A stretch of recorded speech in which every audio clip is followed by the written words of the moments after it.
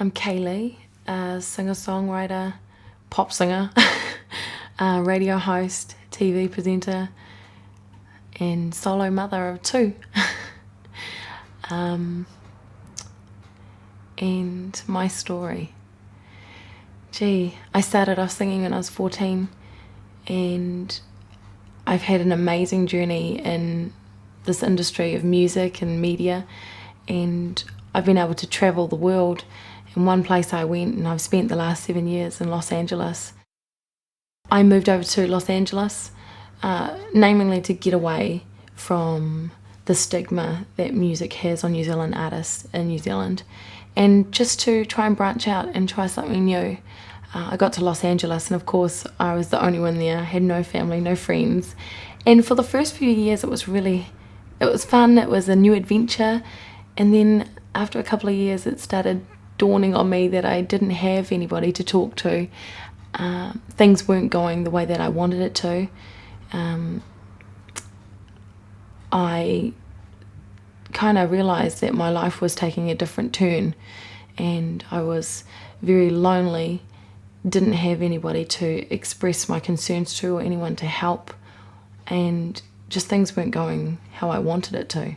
And it kind of took even more of a toll after I had my two children in Los Angeles, and I realized that this isn't and wasn't the life that I wanted, and it wasn't the direction that I wanted.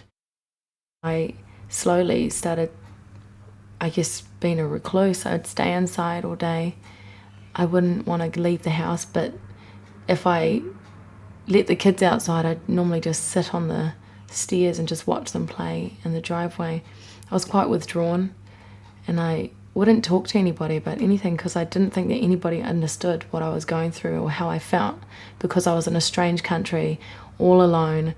I guess that just put me further and further back into a hole that I just felt I couldn't get out of. And I was too embarrassed to talk to my family about it, because I thought, oh my gosh, I put myself in this position. You know, it's my problem. I need to try and fix it. And I just had no idea how to fix it. It was really a really lonely moment. I realized that I was in a really dark place when my children were crying and crying and crying, and I had just finished a gig. And I was just so in such a low point. I just felt so down and just so stressed out and just so upset that I put them both in their bed and I just shut the door, and they were screaming and crying, and I locked their door, and I just sat by their door and I just cried. I couldn't call anybody. I had no one, and that was the lowest point. I was fortunate enough to make friends with this amazing woman. Her name was Martina, and she was quite in a similar situation. She wasn't in the music industry though, but she had two children.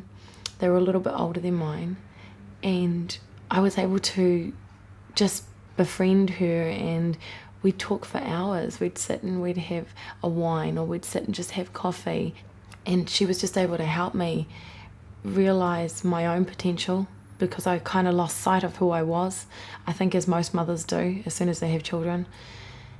And you know, she helped me gain perspective and confidence within myself again. It helped that, you know, she was able to say, come on, you know, let's go to the park, let's take the kids out. And she's like, come on, you know, let's just get out of the house. Or we'd just have so much fun. And I needed that laughter. I needed that friendship, that somebody that I could confide in that wasn't going to judge me, but also could feel what I was going through and was able to give me honest opinion, but give me guidance at the same time. I think I started to gain a little bit of my self-respect, and started to realize that, you know, I wasn't embarrassed about feeling how I felt, and that when I realized that other people would feel this, other mothers would go through the same thing, other singers would go through the same thing, it made me realize, you know what, I'm not alone, but then again, I can also pull myself out of this.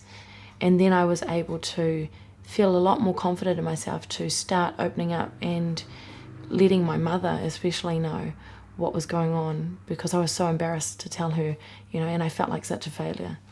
But I started to gain that confidence back and realize that I wasn't the only one going through these feelings. And so what I did was I started to remember the things that I was before I had kids and before I started singing, and the things that I enjoyed, which was playing netball, being around friends and just having those girls' night outs, or having a job. Like, having a job was so rewarding, and it just makes you feel like, what, I'm contributing to my family, I'm contributing to my society. Being able to have normality and not stick myself in the corner of the house, and being able to get out and talk to people, that was my most rewarding part. And then being able to just do that and feel like, what, I can be a mother, I feel good about myself. So I was able to go out and play netball and continue to be this bubbly person that I always knew I could be, and I always was. I started to gain more strength and decided that living in Los Angeles and living away from my family was not where I needed to be, and I needed to be with my family. I needed to be around friends, and I needed to be around what I knew and where I felt comfortable, and where my kids and where I felt more happier and at my happiest, because there's nothing like being home.